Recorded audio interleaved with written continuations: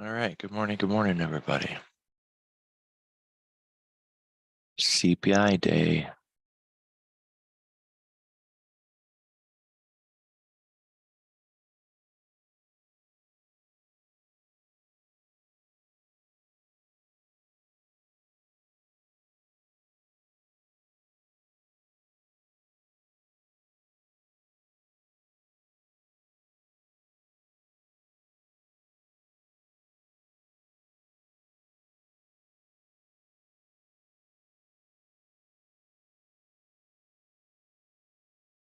All right.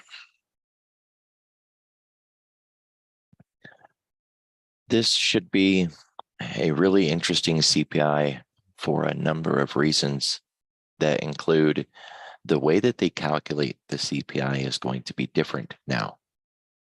And, whenever you change something that's been done, the numbers aren't going to reflect the same kind of narrative that we had been carrying. And it's kind of important.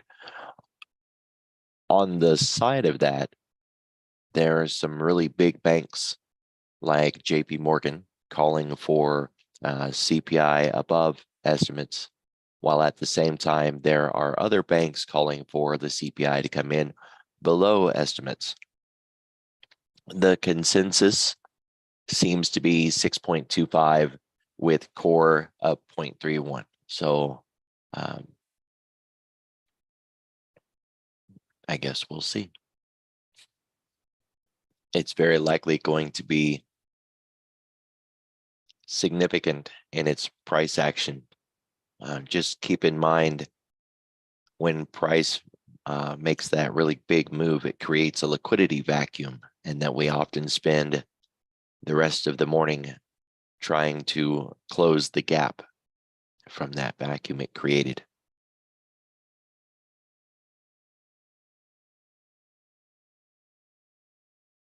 Yesterday, there was a significant level of hedging going on. So our tools and our indicators really couldn't monitor that trend to the upside, that choppy grind higher. Everything was showing that we should be flat or down yesterday. And yet we just kept on grinding up. We have a lot of Fed speakers today.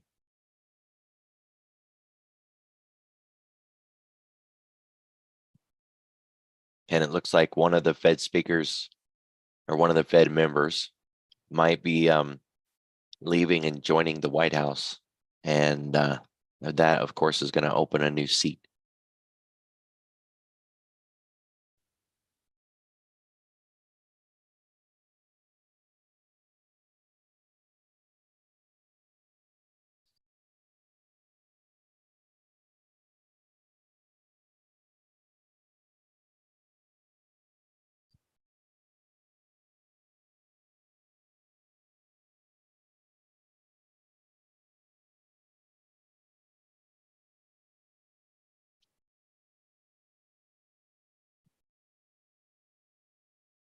So we set a high back on February 2, and we're kind of breaking out of that trend line now.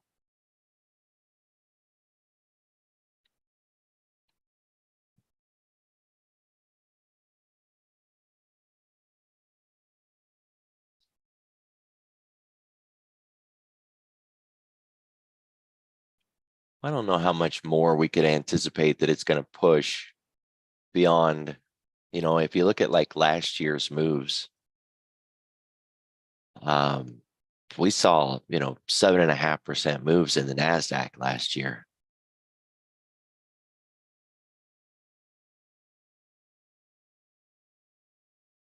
These numbers are only for the ES, but that November read of 5.5 on the ES was like a 7 point something in the NASDAQ.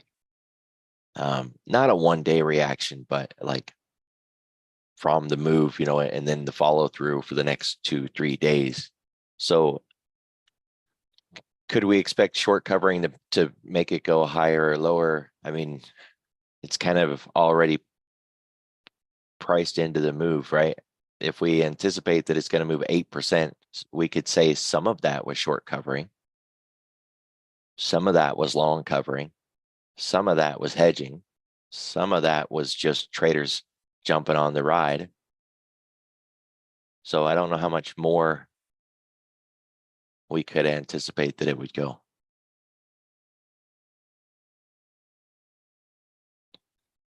We do have one auction at noon. And so other than that, or at 11 o'clock, other than that, we don't have anything beyond the Fed speakers themselves. So you really want to watch what the Fed speakers are saying today. And one thing that I try to listen for is what's the narrative?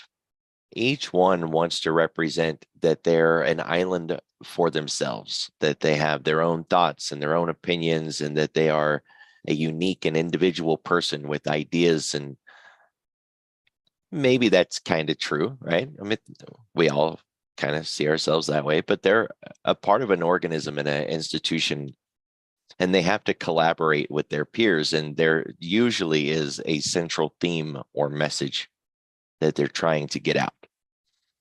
The last message was believe Powell.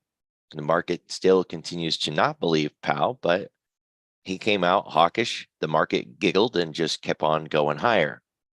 So they came out and tried to reaffirm his hawkish points of view, and it kind of slowed the market down a little bit.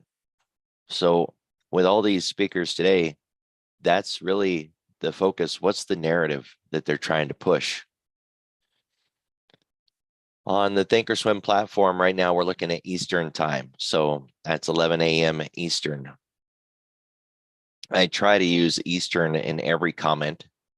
One, because I don't give a damn where you live and I don't want to have to ask. And two, you shouldn't care where I live and shouldn't have to ask. Things were going really good with that too until Tasty started pushing out Central Time Zone and screwing everything up. Thanks, Tasty. So now we're back to this dichotomy again where we have to ask, is it Central? Is it Pacific? Eastern? It's the freaking New York Stock Exchange. Where do you think we're going to look at? East Coast time, New York? But Tasty screwed it all up. So thanks, Tasty.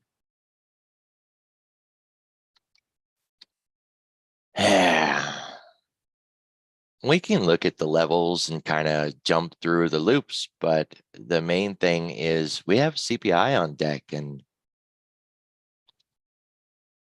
CPI is going to break through everything. There won't be a level, right? That comes into play. Volume is really light, which makes sense because, well, everybody's waiting on CPI. We're kind of bleeding higher, which is a little bit of a shock. I've seen some subtle hints that perhaps the numbers were leaked. Yeah, maybe. I mean, if we could prove it, right, there might be a case there, but doubtful. So a little bit of maybe a pre-move. We've got a market maker move of over 1% this morning, that's impressive. I mean, think about how often we've seen a market maker move of more than 1%. That's a big market maker move. So we're looking at a 21-day ADR of 1.5 with an additional market maker move of over 1%. We add those two together, we get, say, I'm going to just, use some napkin math, say 2.75. Right? It's not spot on perfect, but what you'll find with the S&P is it usually hits those quarters or halves, right? It makes a 2% move, a 2.5% move, a 3% move. So, trying to round this down and say, oh, it's going to make a 2.68%. Nah, we just go to the next round quarter number, right? And that's not worth, or that's absolutely worth our time to do. So we can kind of gauge those levels. I've been waiting for Spot Gamma to update their daily levels. And so far, they're not updated. They're probably waiting on CPI too. So from where we opened it last night to this yellow line, that is a full ADR. That's the 1.55%. So what we could do from there is we could just add more, or we can just, yeah, let's just use that. So we're going to take it another 1.25%.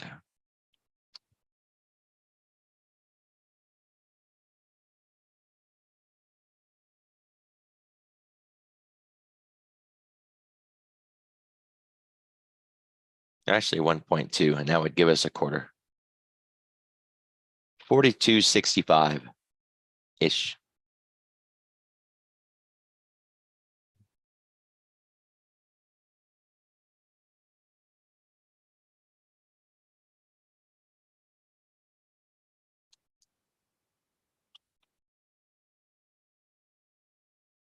And if you haven't heard me say it before, if you want to know more about the market maker move, which is 100% a thinkorswim thing, they came up with it. They invented the phrase, let's say it that way. They have their own publication, their own website called the Ticker Tape, and it has all kinds of amazing stuff, including like 50 articles on the market maker move.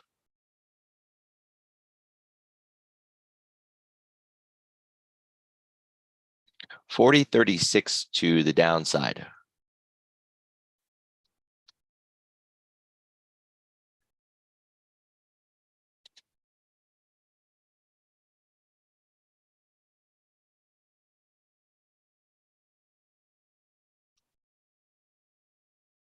That's our range for today.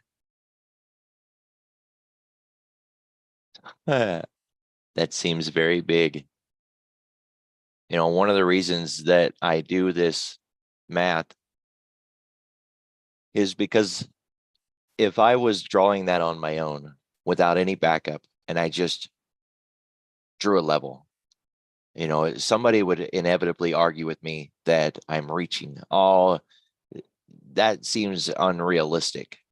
Well, as unrealistic as that seems, it's 100% within our range today. I haven't reached at all yet. Keep in mind, these are known values, right? We took the market maker move and the ADR.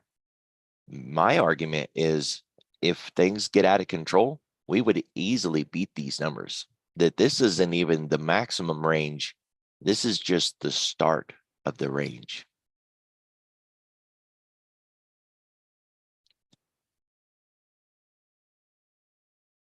And hopefully that kind of impresses upon the severity of the move that we could see today. I do want to mention that we don't have to move anywhere. We could see a little bit of violence, shaking things up, and then settle right back down where we are right now.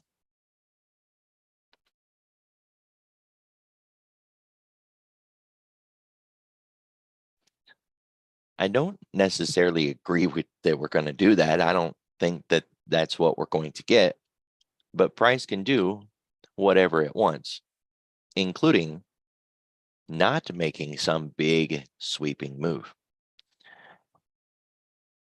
One of the reasons I think today might be a muted move is because of how diverse the arguments are.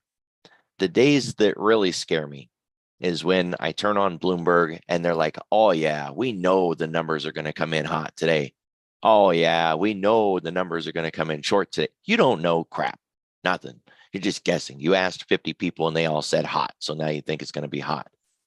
On those days, that's where the biggest risk comes in because everybody's piled onto one side of the trade. And if they're wrong, they're all offsides. And we've seen that before. And that's where we generally get some of the biggest moves in the market. But that's not the case today.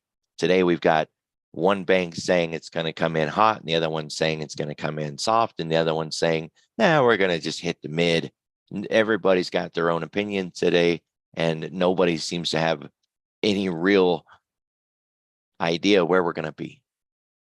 And considering we're going to get new numbers from new weightings, that makes sense. So I don't expect the move to be as violent as everybody is anticipating, simply because of that. If you add in the volatility levels, traders aren't really pricing in volatility of a big move today. And that could be because everybody thinks the numbers are going to work in their favor.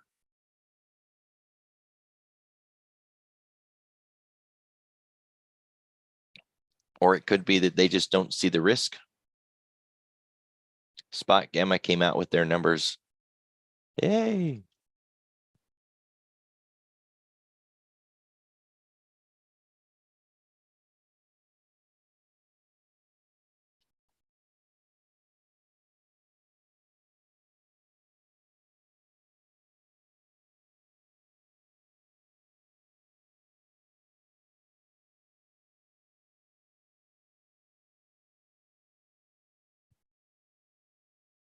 All right, put wall at 39, call wall at 42. This is the same numbers, so no biggie there. There's a large gamma at 4150, another one at 4100. Again, not really a surprise. It's the 50s, 4050, 4100, 4150, 4200. So not too much of a surprise. Zero gamma, 4092, that moved just a little bit. And on the ES, it's 4111, basically at the cog line. Those cog lines keep coming into play. 4211 on the call wall, 3911 on the put wall. Imagine that. All three of those levels are cog lines. I love it.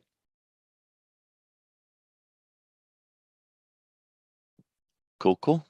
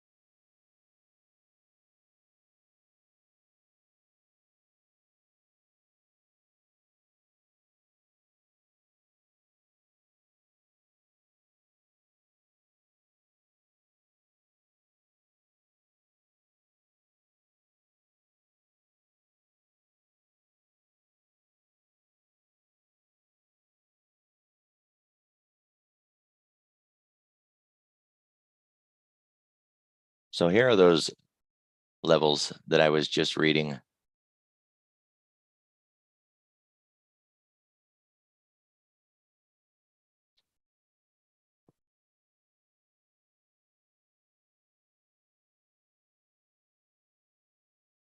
Again, it seems like a lot, right? 3,900. But they're not saying we're going to go to 3,900, right? They're just saying that's where the put wall is.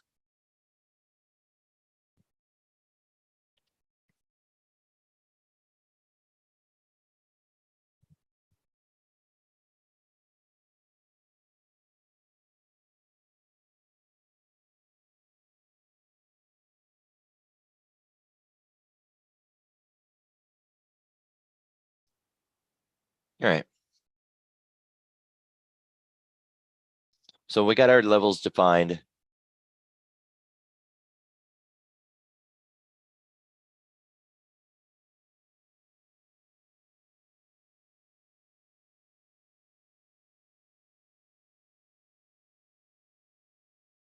The ranges are set.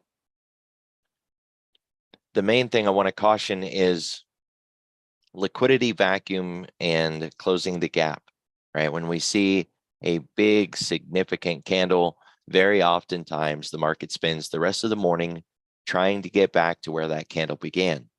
So if we get this really big breakdown to the downside, we could just as easily grind all the way back up and close it. Or if we break out higher, which is kind of what everybody seems to think we're going to do, we could spend the rest of the morning falling back down again. And if you keep track of the old CPI prints and PPI prints, you will know exactly where those days are. You can go back in the past and see those kind of mornings. I try to keep track of them. Sometimes it doesn't get added right away, but I keep them very lightly shaded here. That way, if I want to see them, I can, but most of the time they're too dark, right? So that they're not kind of in your face. This is a PPI print, right? Way up there. And there's a CPI print right there. So they're on there. I just keep them really lightly shaded so that they're not bothering me too much. We are getting into this VPOC this morning. Interesting enough, how it reacted first touch. We just punched through it though, so old one. We don't need that one anymore.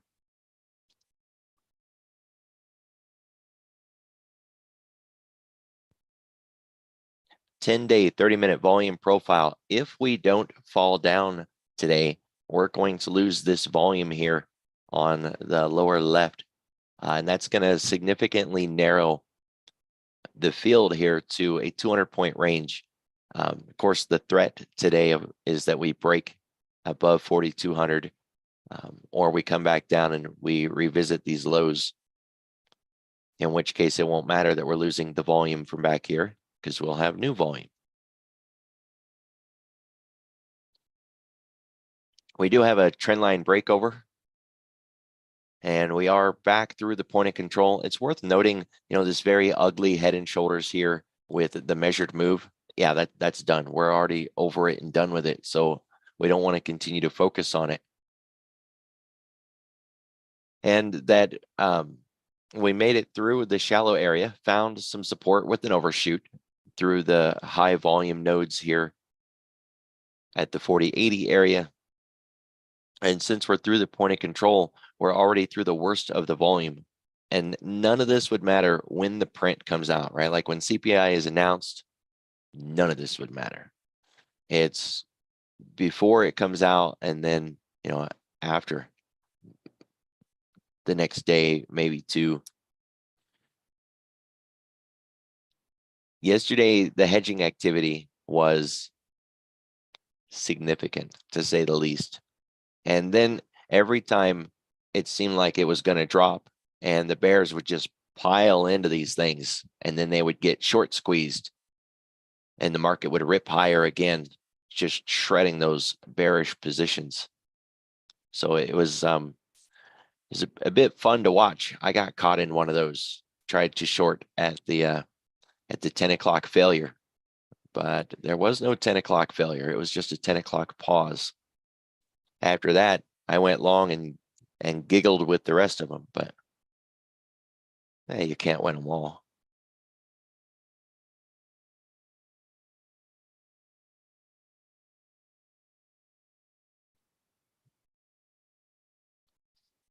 We are 3% away from the 10-week moving average.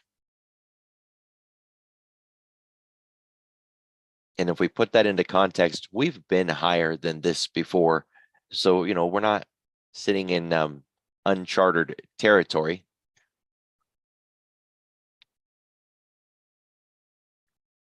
But we're certainly getting into that average spot where we would look for a market to pause or consolidate and turn around. If we move up today, by the end of the week, we will be very likely sitting, about 4.5 to 5, maybe even 6% above that 10-week moving average. And that's going to definitely put us in, I hate the phrase, overbought territory. Now, the thing about being overbought is that the market can stay overbought for a long, long time. Overbought does not mean short the market. So this indicator indicating that we're, potentially going to be sitting at around a 6% move from the 10-week moving average suggests that we could stay there. We could just pause, consolidate, chop about, and let that 10-week moving average come up to us. Well, that takes a few weeks, right? Because we got to wait for the 10 to move. The other thing the market can do is turn around and go back towards the 10-week, which is where we would start to see that reversal. But that's why a market trends, right? Where it pulls back. Like, thanks, Captain Obvious. Markets don't move in a straight line, right? They pull back. And it gives those moving averages time to keep up so they don't get too overextended beyond their mean.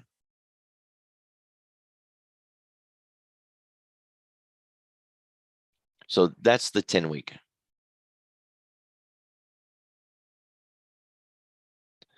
The one that I tend to flirt with more often is the 10-day. Kind of fits my time frame better. And with the 10-day, we're not even 1% away from the 10-day. Now, we're not in the center of the basketball court, but we've certainly just left the center. So we did complete the rollover, like I've talked about before. When we come up from the zero line, we tend to, crest, come back down, reset at the zero, and either punch through or we run back up again. Typical market logic, right? Market rallies, pulls back, bounces off the moving average, rallies up again, pulls back. Same thing. We're just looking at it differently. So we've reset off of the 10, we've rebounded and rallied back off, but we're rallying into resistance.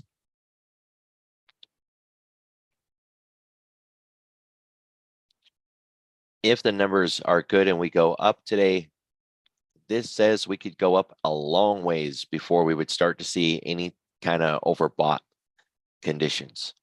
And it says most certainly that we could fall a long, long ways before we would begin to be oversold. We're basically very close to the center of the court. It's good enough for me.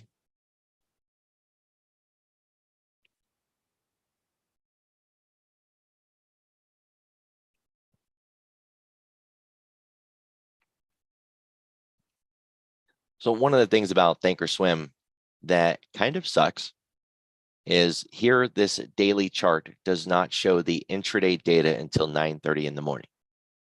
If you're on Thinkorswim and it's in the morning and you're trying to resolve this issue, there is a little bit of a way to do it. So you go up to your time frame, make a new one.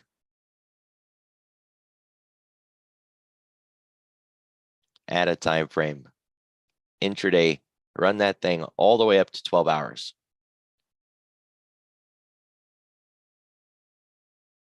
It will look very, very much like a daily chart. Only it won't be a daily chart. It'll be an intraday chart.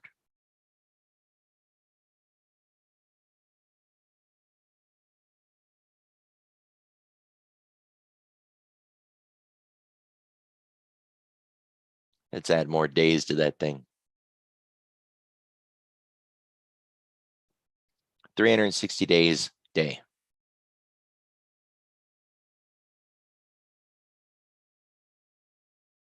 Just turn off the show extended hours, and there you go. You've got a daily chart that is not actually a daily chart, right? And now it will respond to the intra-market, intraday, pre-market activity and show up on your regular time frame.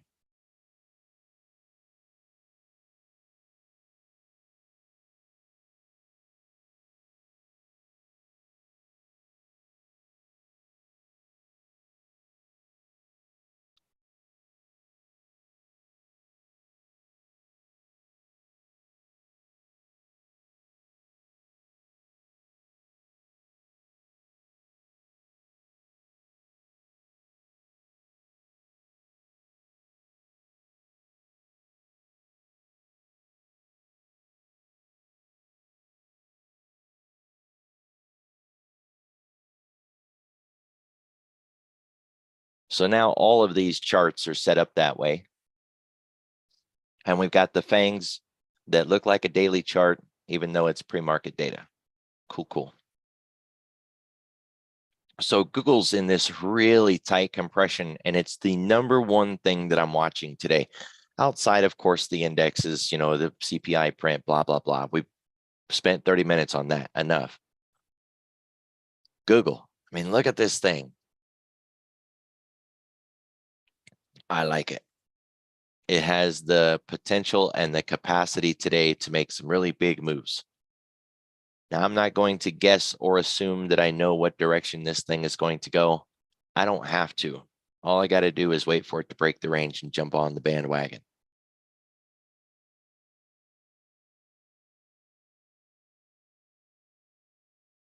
If you look at the rest of these, it's that same rebound move, right? We faded off of the highs from the 9th, had that nice pullback and then the rollover, and we're trying to come back up again. Tesla's under the 10, Amazon's above the 10, but it's the same move. Nice and healthy, good strong day. The one that is worth paying attention to is the 13th, yesterday. All right, that big green candle.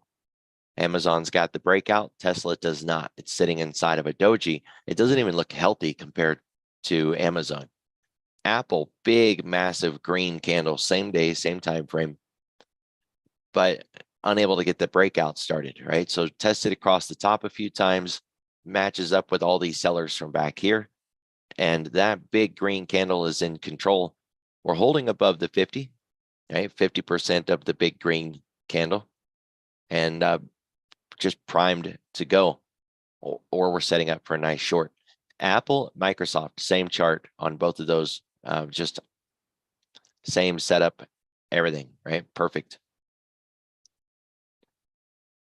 So at Netflix, already broke outside of that big candle, expanding, getting above or at least challenging the 10 right now, right? Rejected off of it, is trying to resolve it.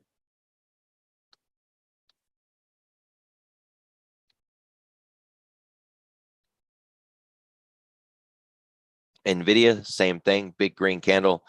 It's working to get through it, setting higher highs if we're using an OCR style analysis. Really struggling with that 10. The thing about the 10 is, at least on Amazon, we can see the slope. With Tesla and Apple and Microsoft, there isn't really much of a slope to it at all. Netflix as well. Google, you know, it's been outrunning that 10 to the downside for a while, so it's just getting caught up. And then PayPal with its earnings and everything all tangled up together there. So the ones that look like it has the breakout already primed is Apple and Microsoft and Netflix and Amazon. So those four. I mean, we could put NVIDIA into that box, but with those rejections so steep, especially on that last candle on NVIDIA.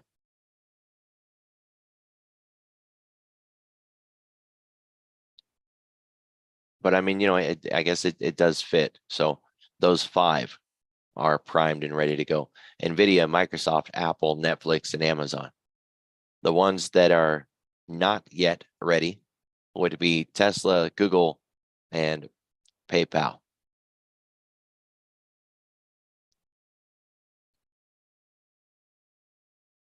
For the five that I mentioned, the Apple, Microsoft group, we're primed right against the high here. So if the numbers are bad today and we go down, these have more to fall than, you know, Google or PayPal, just from this structure, right? Looking at where we are from yesterday, how we're moving in the pre-market today, these five have more to fall before we would be back to where we opened yesterday.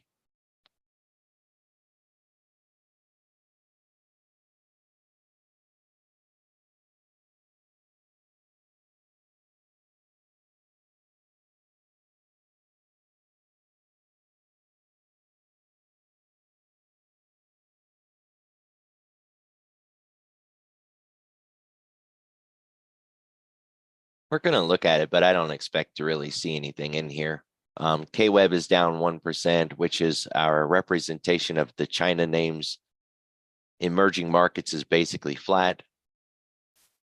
And then we're flat across the board in most of what we see in here, with a little bit on the other side. Nat gas is making some moves this morning. You know, and I guess we might as well touch on this, that diversity really helps out across the board. If you're looking at, you know, trying to avoid a lot of this crowded trade, focusing on something like commodities, precious metals, utilities, right? Just kind of getting away from everything else. It's not necessarily a bad way to go.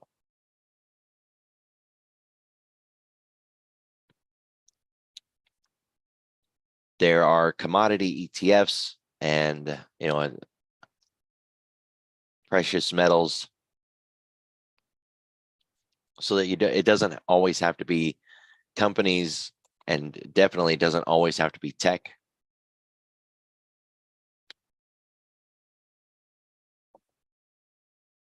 So a pretty nice move here in nat gas this morning, looking at the pre-market. That's nice. We're still inside day, right? So we need to deal with the February 10 candle. That's got a high of 8.8, which would be this green line way up here, 8.1. So we're working on it. I'm still expecting some basing to happen for a while, right? We could get a breakout and a run, but I think it would be a short-lived run, and we're probably going to require a lot of time before we finally do get up and out of the lows that we've built down here.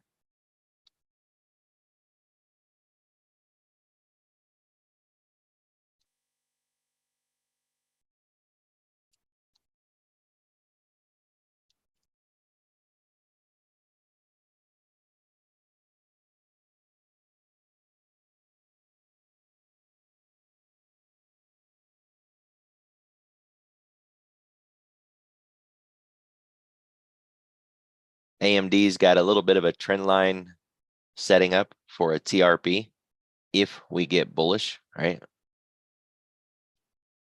Because the thing is, if the market gets bullish today, everything's going to go up.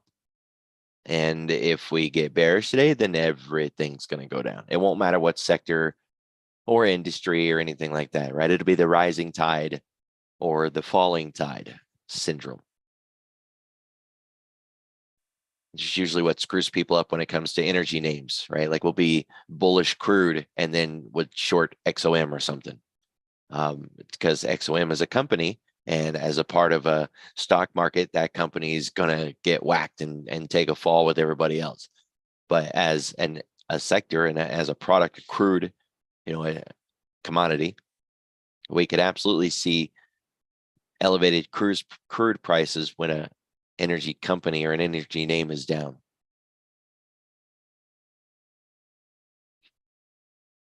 So I like AMD for this trendline breakover back to 88, 89.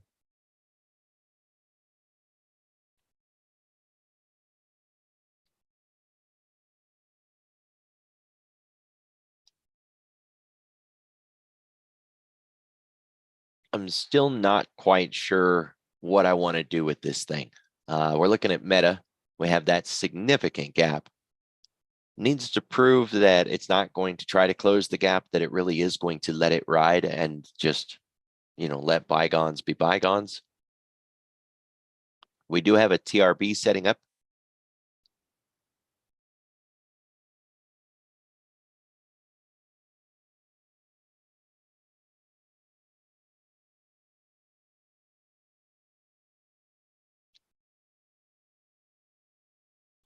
A TRB is an early entry, right? It's what IBD always called an early entry. Aggressive traders could get in early on the breakover of the TRB. If you don't want to be the aggressive trader and wait, then you're going to have to wait for it to, you know, at least break above that 190, maybe even into 194, 195. and resolve all of this liquidity from up here.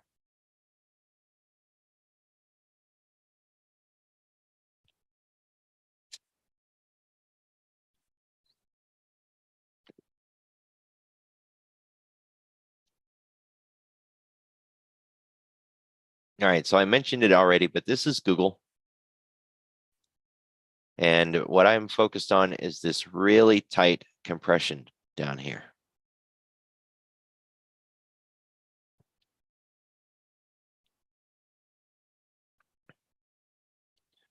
When a market is compressed like this, it is winding up a lot of energy.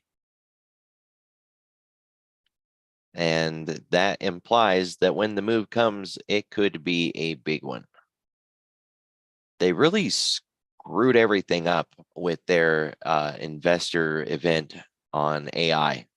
I can't tell you how absolutely horrible that presentation was. I don't have enough words, at least polite words that I would want to say in public that are recorded, but they really screwed it up.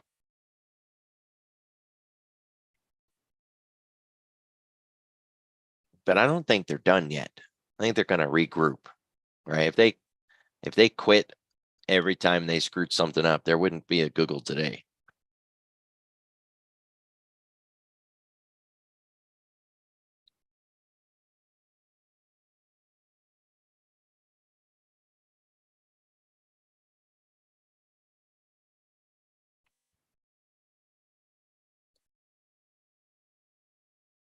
So today it's the $100 line in the sand, which is about 50% of that big candle. $100.91. That's pretty close. So focus on 101 when it comes to making an upside move today. That would be the first target. And if we're gonna turn bullish in Google, it needs to close above that, right? It has to resolve this really big candle. Otherwise, if we break through the lows today, say, the whole market gets bearish, we break to the lows, then we're going to focus on Google getting back down to that $85 area. There is a trend line, obviously, but I think we would overshoot that, right?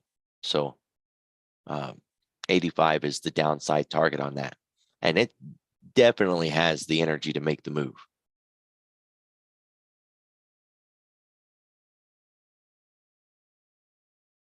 Nice $10 move too.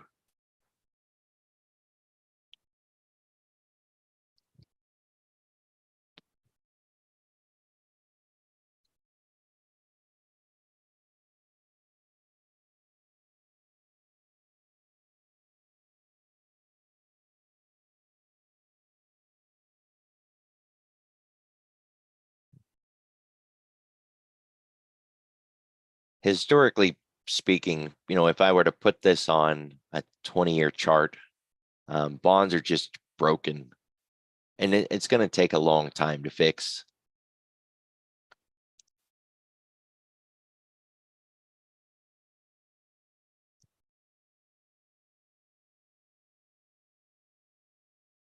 There's a lot of work to be done.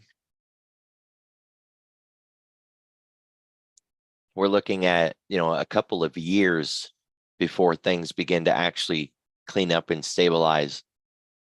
And I've had people ask about bonds from the idea that, wow, is it done falling yet? It looks like we're stabilizing. I mean, we could hang out for at least a good 4 or 5 years underneath that 140 level. So, just kind of keep in mind when we're going long in bonds, we're only going long back up to the trend line. We're not looking for a recovery here any more than we're looking for a recovery in the rest of the marketplace. Not yet.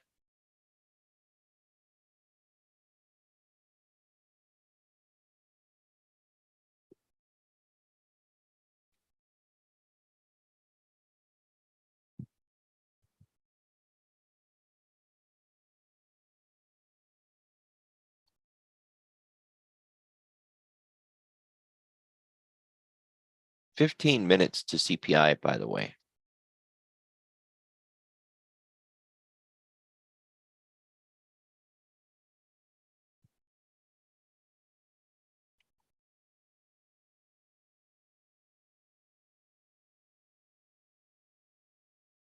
All right, the run in the TNX to the upside is so steep that we can't even really put a trend line underneath here. Not anything that would look reasonably decent. We have started to top over. I'm on a quarterly chart, so it's that's a heck of a topping pattern if we were to go into a daily or a weekly.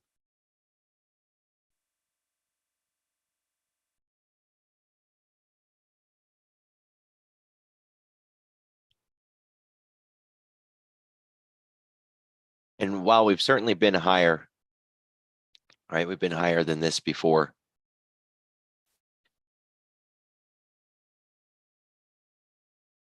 It's been a long time.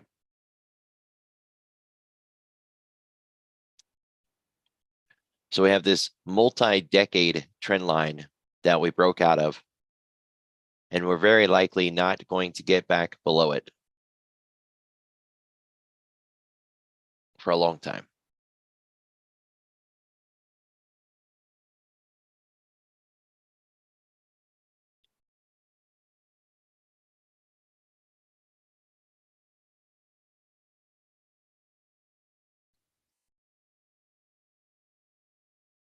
So we got a TRB here.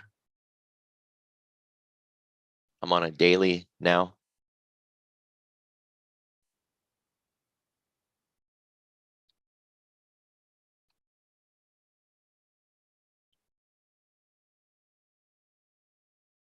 And we're focused on 3.9% or 39.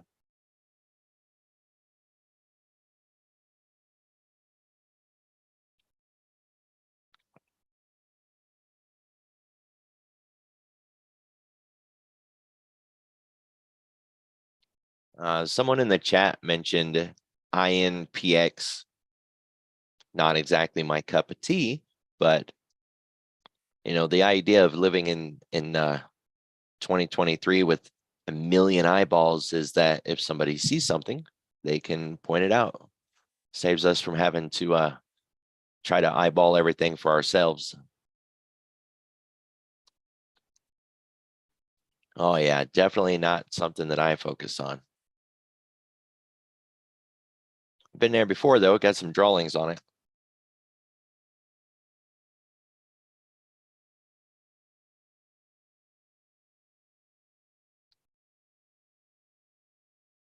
Got a TRB setting up on this.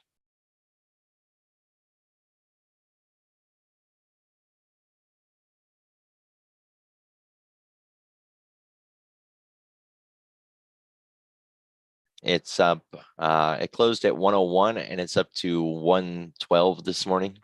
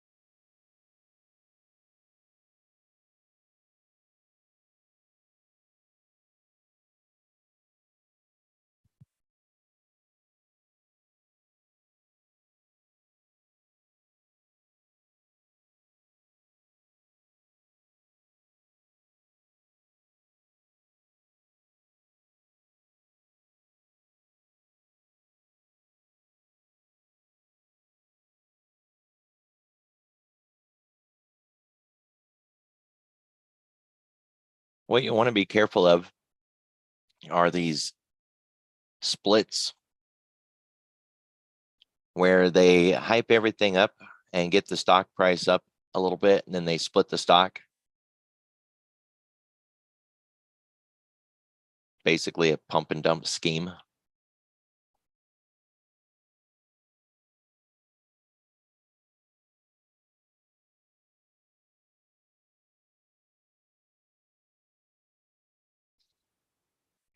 All right, 10 minutes, everybody.